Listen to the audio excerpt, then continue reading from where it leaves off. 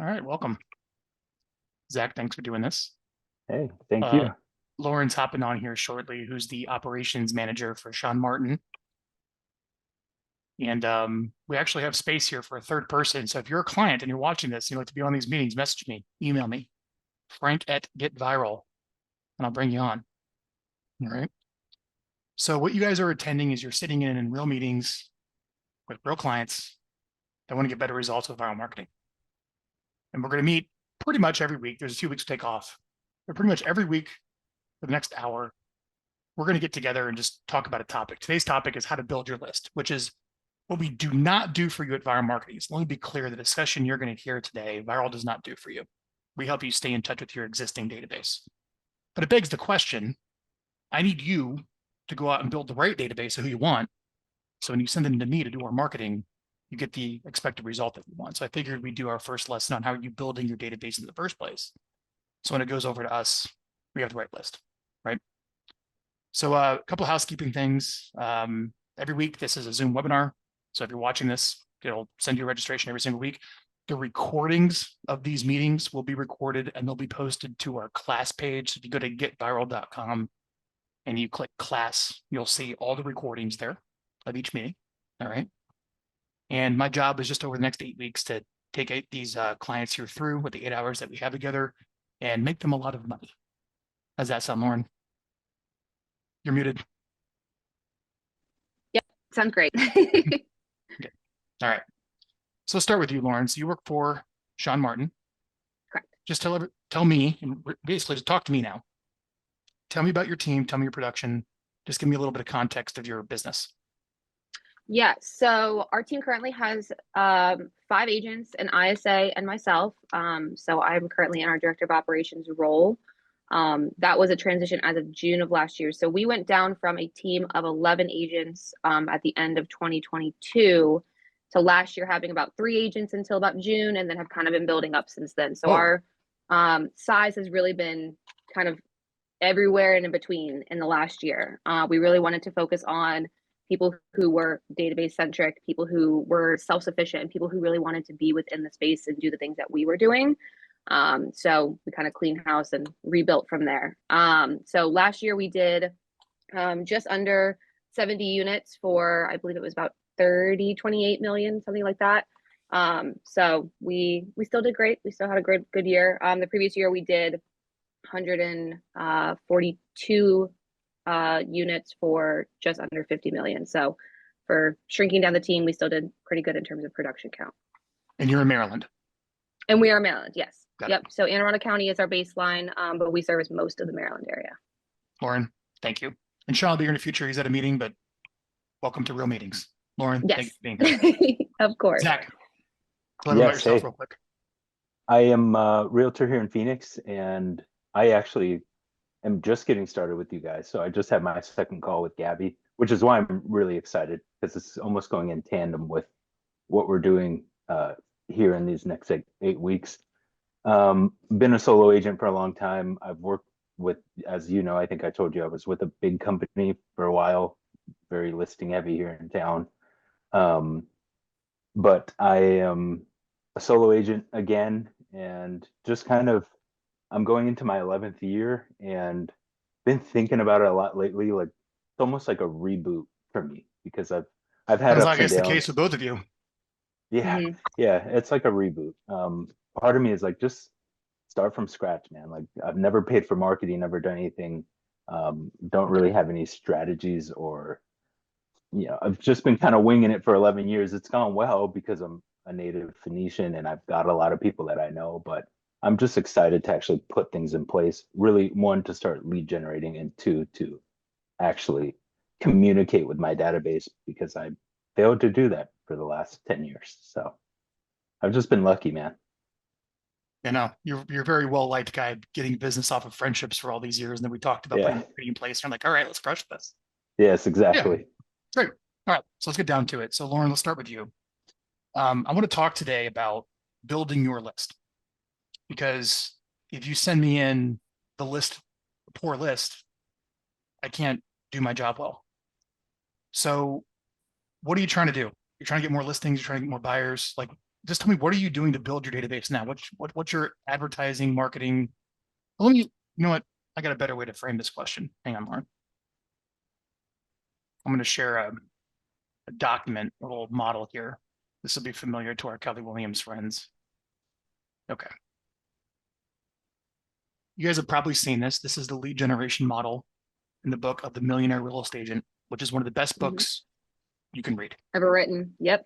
Really, no, truly. It's one of the best business books I've ever read on the art and models of scaling a professional service.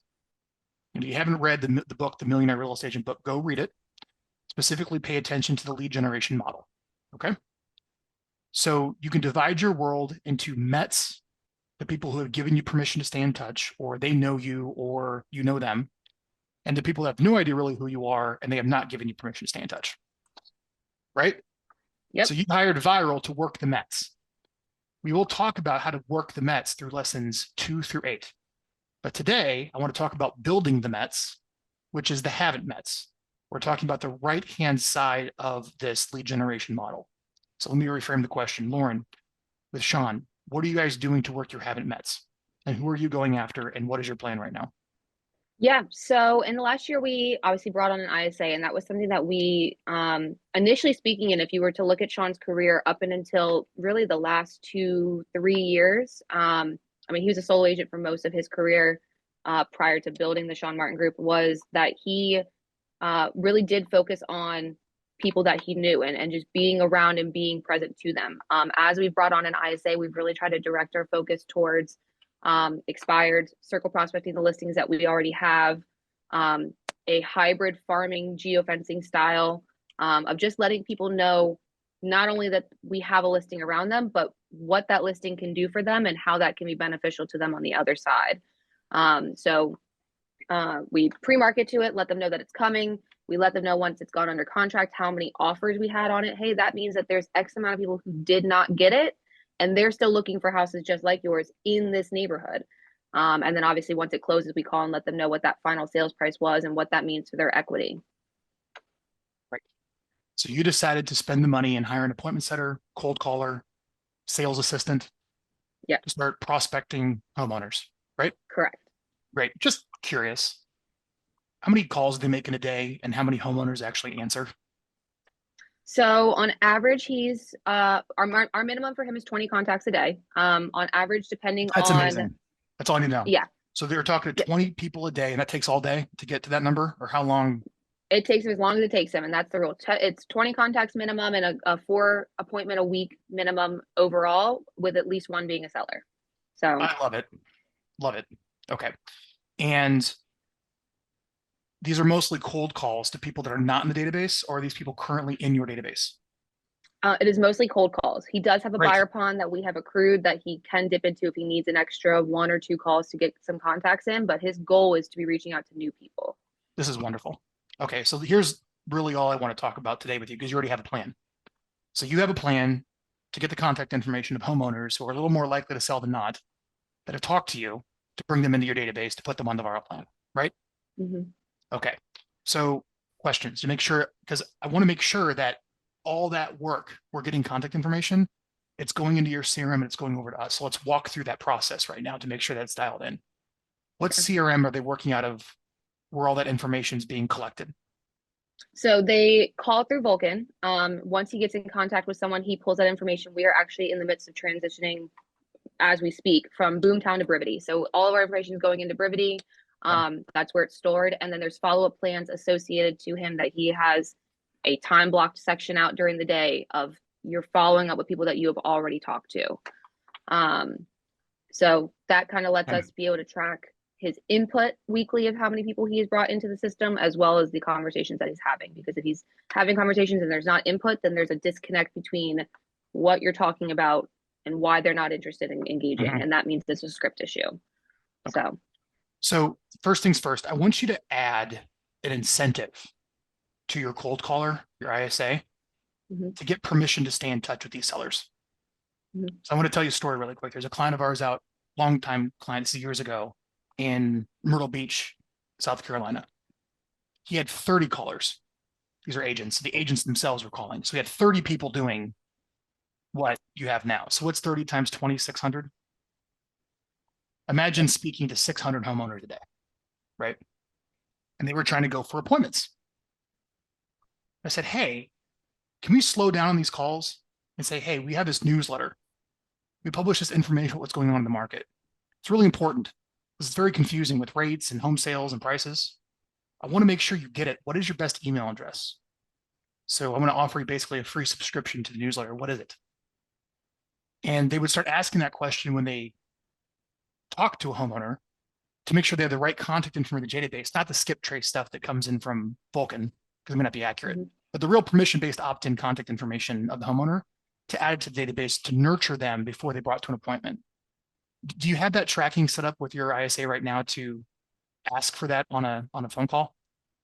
I do know that he asked A to follow up with them. We do verbally ask him, have him ask, and then I know that he does have a nurture system that he is following. I can't tell you exactly what his tracking numbers are on the nurtures exactly. Yeah, so here's what I want you to think about is for your caller, incentivize them and have them remember how many people subscribe to the newsletter. How many subscriptions did you sell to the newsletter, which are free, and you got their right contact information and you put them into your database. Fair enough? So just give that some thought, because normally you have dials, contacts, appointments. We could have dials, contacts, subscriptions, permission, contact information, appointments, and then information gets updated. And you can incentivize that and make sure it goes in your brevity. So you'd have this report of, wow, look at all these people that give them permission to go on our newsletter every single day, every single week. That's a really, really valuable, that builds your wealth. That's the wealth building part of the prospecting. Whereas like the income you can think of is the appointment setting that comes from it. All right. Okay. Next step. I need to make sure that two things happen when all that information goes into your brevity by building your database. It needs to sync to your email marketing program, which is an outside one from brevity. For us, it's Emma. And it needs to sync to a custom audience on Facebook so I can immediately retarget those people. Do we have that set up right now? We do. So we actually have a Sean Martin Group Facebook group that when they come into our system, when we're connecting with people, once they've gotten to the buyer or seller consultation, it's something that's brought up to them of like, hey, this is why it's important to be in this group. This is where we promote things. This is where our giveaways are, events, all of that. Because we are, so in full transparency, Sean's database is about 285 people, and it regularly produces about 25 million every year that he can like essentially take care of. So our big thing has been keeping that the connection with the people that he knows now is the best connection that he has because they already know, like, and trust him. So when we focus on events and things like that, we want to make sure that it's curated to the people who have already shown us that they know, like, and trust us versus fighting for people to convince them to want to work with us. And the ISA has been great because it spreads the awareness of our name. So when people are seeing things, it brings that connection, but it's not the bread and butter, so to speak, of what that system, what we utilize you guys for. Well, just give this some thought. Setting up a Zapier, go sign up for Zapier. So every time a new contact is created in your brevity, or every time the information of a record in brevity is updated, it automatically pushes to your email marketing program.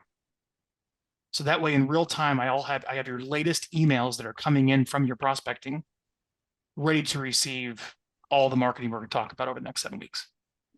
Okay. That's all. All right. The second thing to think about, you can talk to Sean about this if he wants to do it. I would recommend it, but that's your call. Is not only when a contact is added to your brevity or a contact is updated to brevity, do we want it going into the email marketing program so they get stuff, right? Yeah. I also want to retarget them on social media. You're buying, we do social media retargeting for you. And if that contact information, that phone number and email that you put into the brevity is what somebody used in their Facebook profile, I can put ads on their screen. I can put ads on their newsfeed, right? Very inexpensively. So not only do we have the brevity to Emma Zapier connection, which I just showed you, let me do the brevity to Facebook audience Zapier. I believe that exists. Yep, here it is. You don't quite need this, but there is a connection. Don't worry about listening to leads. I just did a quick Google search. But you should have two, you should sign for Zapier and get 2 zaps. brevity to my Emma, which is the email marketing program we use, and brevity to a Facebook custom audience. That way, automated, lead updated or added to your CRM, boom, they are on the touch campaign with us automatically. Okay. Got that? Cool. All Thank right, you. you're good to go. I think you have a great answer for how you're going to build your database of people who are sellers, homeowners, that give you permission to stay in touch and go in your CRM and go on the Vyral plan. Lauren, I'm happy. Thank you. We're Just happy make too. sure, yeah, just make sure it all gets on over to us. That's the big key. All right, Zach, Yeah. let's go to you. Hey. Okay. All right, so we got to build your database. Now, again, don't get me wrong. You can make a great living just working your existing contacts. That's Mhm. not today's lesson. That's going to degrade over time. People are going to subscribe, right? You should have some plan to build it. This is not what Vyral does. I just want to kind of give you a way to get me good contacts. What is going to be your plan to build your database of who you want?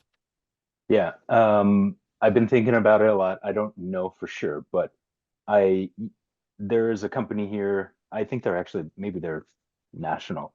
Easy Street Offers. Oh, yeah. So Yeah, I've been no. thinking, yeah, exactly. And he's here in town.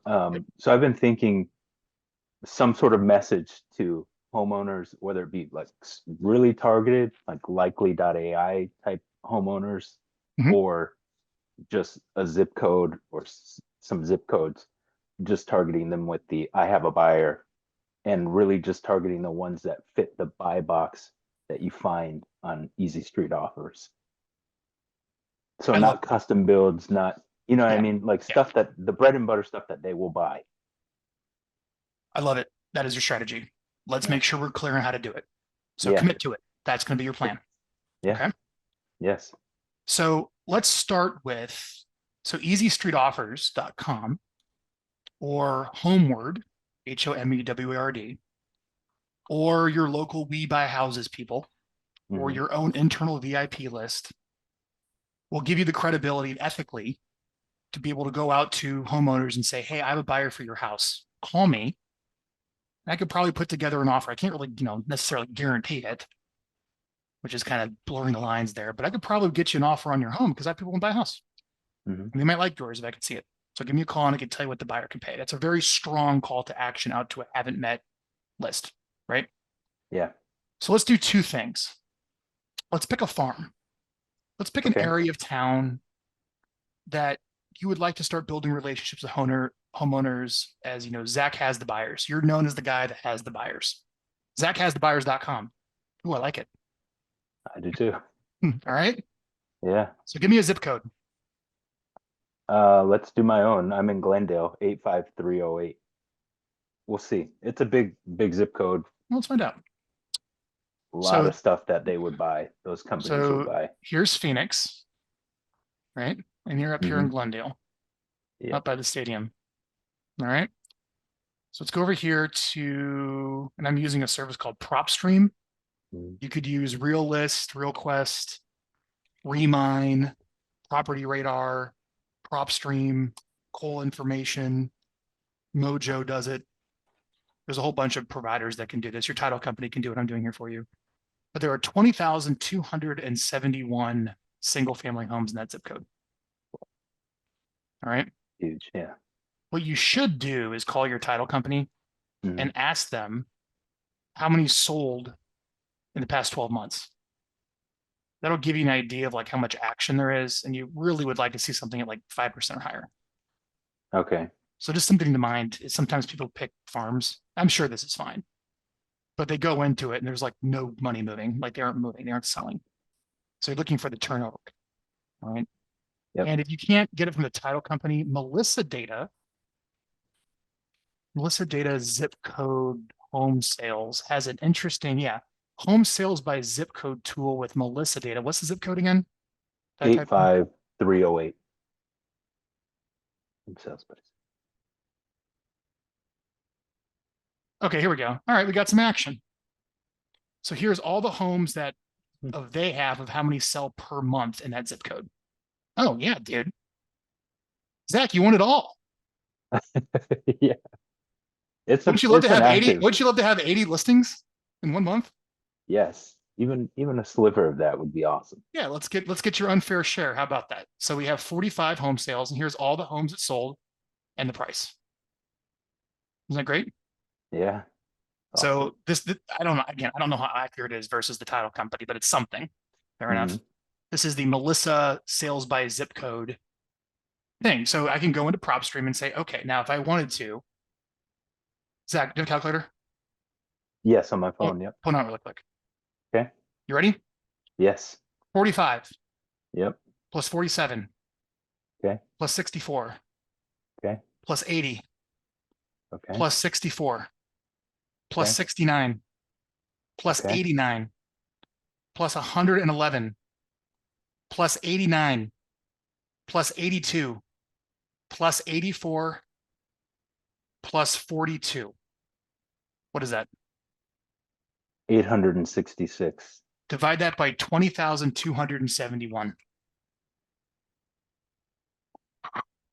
4.2%. Yeah, that's about par. Okay. It's actually pretty good for a down market. Yeah. All right. That's called the turnover rate. Okay. All right. Now, I will tell you, generally speaking, do you know the typical profile of someone who hires a real estate agent, like the demographic profile? Who actually needs to sell their home, has the equity, and pays a commission to a real estate agent to help them do it. Do you know that profile? Not particularly. I mean, just anecdotally, it's a lot of people that are leaving Arizona seem to be selling as of late, Yeah. or downsizing, upsizing, but a lot of people are leaving. A lot of boomers. Yes. All right. Yeah. So I'm going to do Heading single family. the East Coast or Yeah. South Carolina, Arkansas, the Midwest. I would recommend you focus on the ones that have lived in their home for at least 10 years. And let's remove all of the people that own rentals, like the LLCs and trusts, where it's a real name on the deed. So I just went from 20,000. Oh my gosh. That's crazy. Yeah. You see, like that zip code Whoa. is literally I've never seen that. 1/3, 2/3 Oh, are there LLC. is everyone just leaving? See it? What's going on there? Did you guys catch Yeah, that? Or man. did you see that? How much that dropped the list? 66%. Yeah. Yeah. So here's all I want you to think about. I want you to, with limited resources, you have to attack on a narrow front. Mhm. That's your zip code. Fair enough? Yeah. Here's a couple things you can choose from. You can notify all the neighbors when something sells and what it sold for. Doesn't even have to be your listing. You can hold an open house. Someone else is listing in the neighborhood. You should go sign up for a service like RedX or Landvoice or Vulcan to get all the expireds and old expireds in that zip code that haven't relisted with an agent. Right, Lauren? Mm-hmm.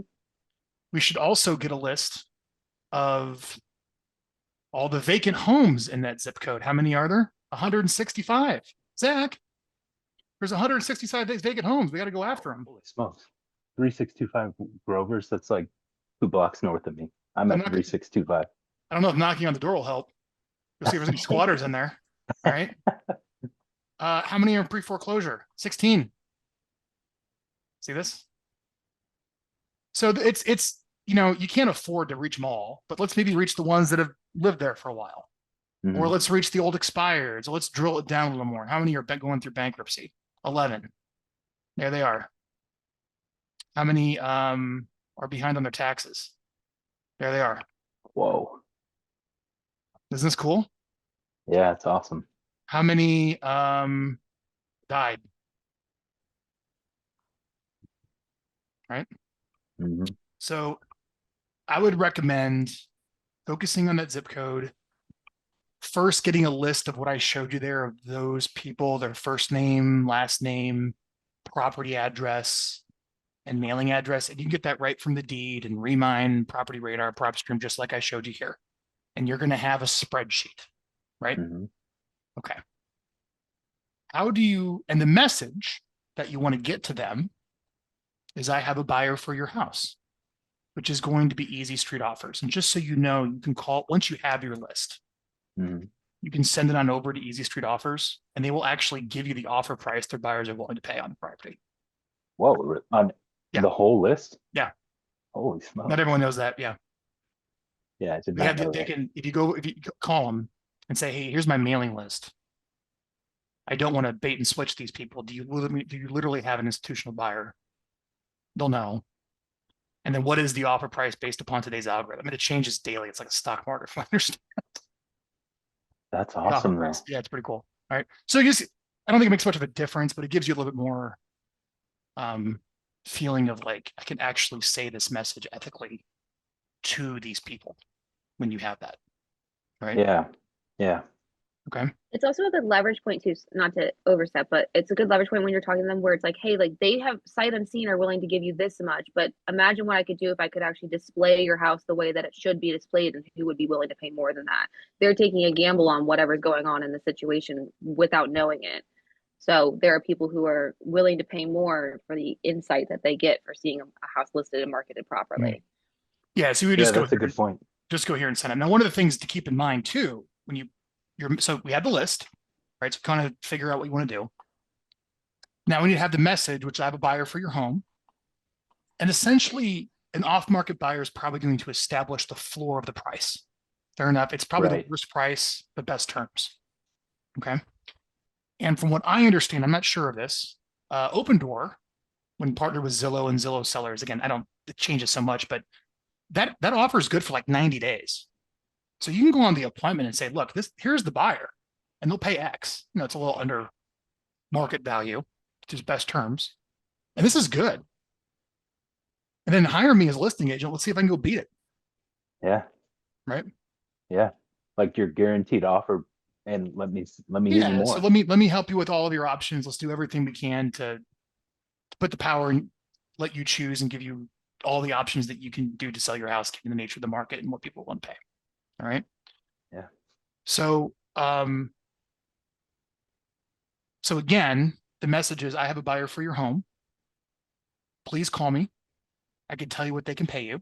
I could probably give you a preliminary price over the phone. And then I can probably get you a more accurate price if I come on out and take some pictures and video so we can actually look at it. And I could drive a contract. And then if you don't like the price, right, because it's probably pretty good terms. Let's talk about maybe what we would talk to list it and do the open house thing to see if we can create some demand for it that way. Bottom line is, I'll help you understand all of your options. That is a very, very powerful message out to that farm. Okay. Yeah. So here's the question. Let me show you guys something. There's a mental model I'm using as I'm going through this with you, Zach. Yeah. I'm gonna show it to you. Sorry, I'm just taking notes when I had Yeah, that's why we're here. So when you have a marketing problem, you have to get all three parts of this triangle right. You have to figure out who the market is on the right-hand side. Who? I think we have the contact information of the homeowners you want to go after in that zip code. We have the message, what you're going to say. We figured that out. Now we have down here the media. And this is the least important. Usually everyone jumps like, oh, it's text, it's call, it's social media. A rookie will jump to the media. A pro will start with the market and the message, which is what we did. So now that we have the target market, now that we have the message, now we have to decide on how are you going to put that message in front of those homeowners? What do you want to do? Yeah. In talking to you, I know mailing is really effective, but it can be costly. I live in 85308, so how do you feel about Love door it. hangers or flyers? Love it. Better than mail, would you say? Or possibly comparable? Yeah. Okay. Yep. All right. I could hire somebody to flyer it or literally do it myself. Great. All right. For what it's worth, you might want to go on down to ASU. Yeah. All right.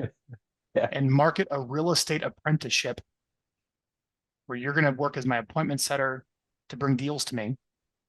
And you're going to work with me to get into the real estate business. And they can help with the flyering. Just something to think about. Yeah, that'd be awesome. But I do love the idea of just putting something on the door. So whatever the letter is, okay, instead of having the post office put it in the mailbox, you're going to play post office and pay yourself the 60-cent stamp to go put on the door. Mhm. How's that? Cool. There you go. Lauren, do you have any questions about that strategy? No, I don't. I think that it works. I think that we actually don't do mailers prior to kind of getting into this hybrid farming. And I think that it really does come down to the consistency of it. So like when you pick the spot, you want your face to show up very consistently. All of the marketing should be the exact same. So if you're doing a newsletter, if you're doing whatever, don't change the style. Pick a style, commit to it for the year so that people recognize it when they come through. Even if they're not reading it, they recognize it as like, that's the guy that sends me newsletters, or flyers every month. So it helps like that re-solidification within their head, whether or not they're choosing to do something right now or in the future. Ozzy, you have a good question. Free intern help, is that possible? No. Effectively, if someone, it is illegal for someone to work for you for free. It's Department of Labor has pretty much ruled that if someone's creating real economic value and they're working you for free, no. Can they work for you for free and just learn where they're not really producing value? Yes. Very great line. Opens up opportunity for litigation. So don't do it. What you can do is you can start an apprenticeship where I pay you minimum wage part-time, and you're going to do some simple activities, a lot of probably finding business. And you're going to bring that business to me. You're going to be on those calls and you're going to learn and you're going to work your way on up.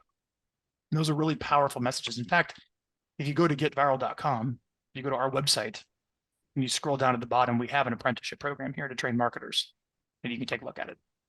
I think that's a opportunity for you.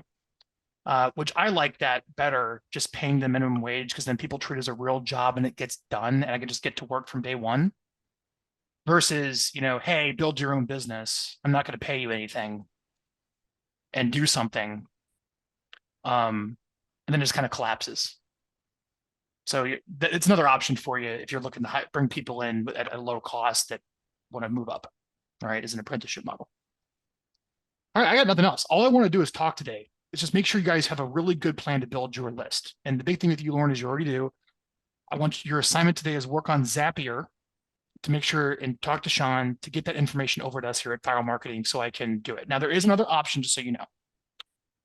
One of the things you can do is we can give you a form. So on your website, it should be on your site. If it's not on your website, let's get it on there. But there's a opt into my newsletter form, right? Like, hey, would you like to subscribe to our newsletter? And they put their information in and it goes right into your email marketing account. You could just give that form to your ISA and saying, I'll pay you $1 every time you put somebody in here or something like that. So if it's not the automatic syncing everyone over all the time, you just want like the right people in, you can just have them bookmark that form when they're making their calls and just have them enter the people into the form that goes right manually, that goes right into Emma.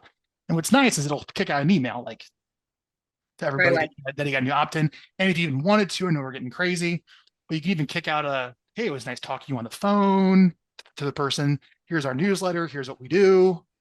Like you can actually have like a welcome email that goes out if you wanted to set that up to bring people into your list. All right.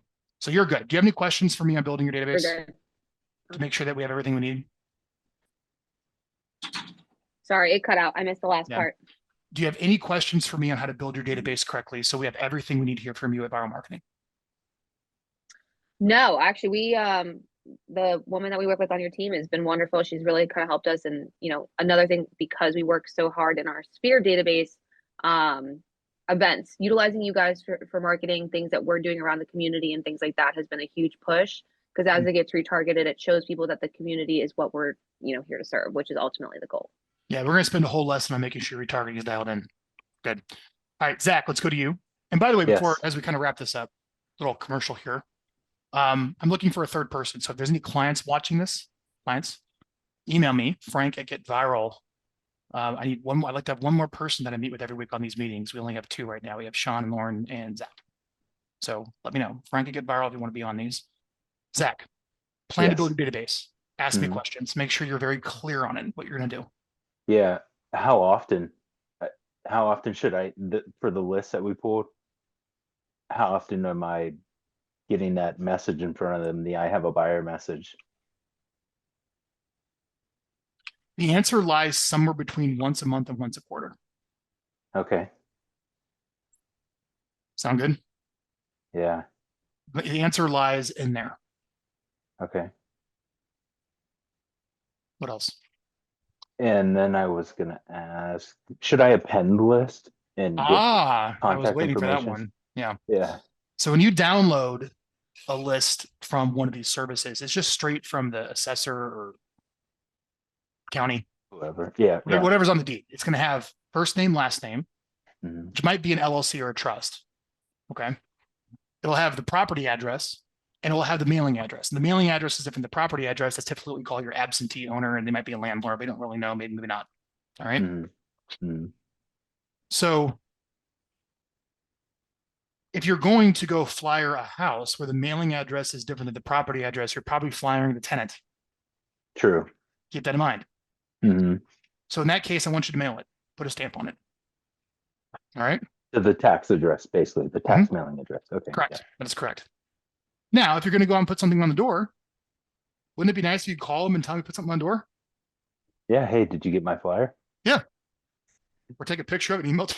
I don't know. Wouldn't it be nice if you could text them? Would it be nice if you can call them? Yes. So you Yeah. can append. It's called an append. And if you Google phone email append, it's also called skip tracing. You can upload the list of first name, last name, street, city, state, zip, everything to a service that will probably find, here's a couple phone numbers that might reach the owner, and here's a couple emails that reach the owner. It's not really that accurate, but it's something, right? Mhm. So you could try any skip tracing service in there, just Google that. Or you could try any phone or email append service, just do that. The company that works, that's actually out of Phoenix. I mean, again, I have no relate. There's a whole bunch of these. All right. But again, you might want to try batch skip trace. They're actually in Phoenix. There you go. The most accurate skip tracing data. So let's say you have a list of what, 1,000 homes. You're looking at $94. Will arguably get you the contact information. Not bad. All right. Mhm. Other questions so you have a clear strategy to build your list before we conclude today. Because that zip code is so large, like the big number was 22,000. Yeah. That would take me. Oh, well, you're not over a going to go year. after all 20,000. You're going to drill it down. Let's go through how you're going to drill it Yeah. down. You ready? Yeah. Mhm. Current expireds. Current FSBOs. Old expires that didn't relist. All right. Yep. There's a lot of options here. Yeah, there are. Vacant homes. Probate. Pre-foreclosure.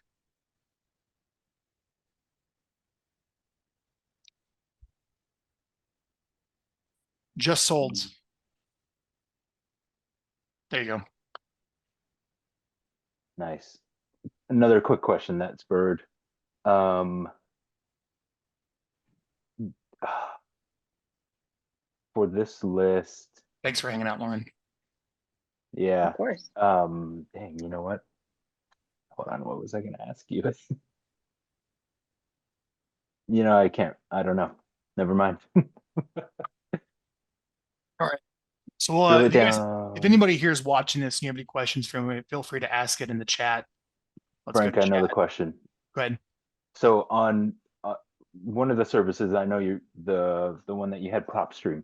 Mhm. Does it get down to the characteristics of the home Yes. so that I could match them to the buy box, like 3-bedroom, 2-bathroom, no Yes. solar, no pool, Yes. that type of thing? Okay. Not entirely accurate, so keep that in mind. Okay. Okay, cool. Yeah, a lot of times when you're buying data, you start with this false assumption. It's all accurate. Yeah. Just question that assumption to start with whenever you're buying data or lists. All right. Okay. Yeah. Cool. You'll be surprised though if you're talking to them on the phone and it's not accurate. It's like, oh, well, like that's what the public record displays. Imagine how much more it would be worth if it was up to date on what your current things are. Can you tell me about them? And then people love to talk about the things that they've done. And it's That's an easy so conversation. true. You're like, okay, so based on that, like, you know, I would definitely want to see it in person to give you a more accurate idea, but it sounds like you have more equity in there than you may think. And then it's an easy like swing in. So like blaming, like we used to blame on the mail during 2020. It's like, oh, you didn't get it? Well, you know, the mail, it's been terrible. And I was like, yeah, mail. And then it's just like, okay, well, like let me set up a time to like bring it to you in person. And then it's much easier to get that connection. Awesome. All right. So next week, we're going to go through your seller website. I think I want to spend some time on your seller website, and we'll double check making sure that everything you're doing from today's lesson is getting onto our lists. So I can do my email marketing, I can do my social media retargeting, I can do my job from all the work that you're doing from what we talked about today. All right. Anything else? Yeah, All I'm right. good. I'll let you guys go. I appreciate your time. I'll see you guys next week. Thanks, everybody. Thank you. Thank you, Frank.